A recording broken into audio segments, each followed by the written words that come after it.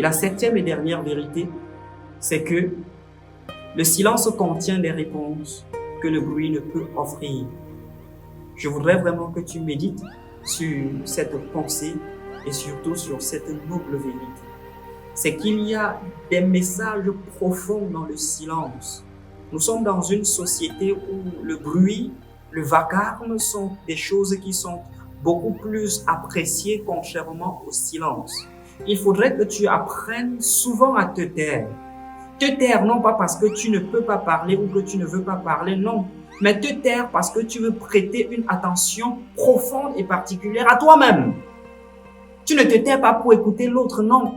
Tu te tais pour avoir une rencontre avec toi-même, pour avoir une communion avec toi-même, pour pouvoir échanger avec toi-même, pour pouvoir dialoguer avec toi-même. La solitude, ce n'est pas toujours l'absence de la compagnie, non. Bien au contraire. On peut avoir de la compagnie et se sentir seul. Vous l'avez déjà souvent remarqué.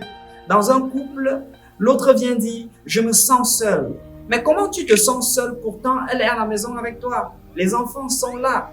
Tu te sens justement seul parce que ce vide à l'intérieur n'est pas comblé. Et tu crois que ce sont les circonstances extérieures qui vont combler ce vide. C'est justement ça l'erreur. C'est que lorsque notre soif vient de l'intérieur et qu'on veut la combler avec les choses de l'extérieur, il y a déphasage. Si vous avez soif, la seule chose qu'il vous faut, c'est de l'eau. Si vous prenez du jus, c'est un calmant. Mais en réalité et en vérité, la seule chose que vous avez besoin, c'est de l'eau. C'est la même chose lorsque vous ressentez ce vide intérieur. Là, il ne va pas être comblé par la présence de quelqu'un, non.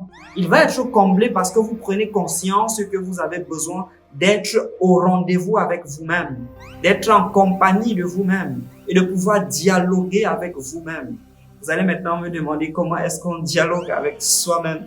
En réalité, c'est que vous vous retrouvez dans un espace calme, vous créez un espace qui vous appartient, vous êtes loin de tous les bruits, vous êtes loin de toute la pression sociale, vous êtes même loin de tous les tumultes de la vie et vous décidez de vous poser la question honnête et sincère et singulière, qui suis-je?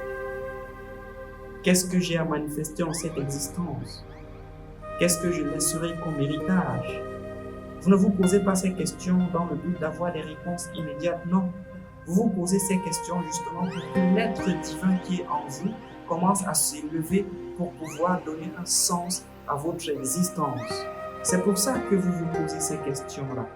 Et elles sont fondamentales.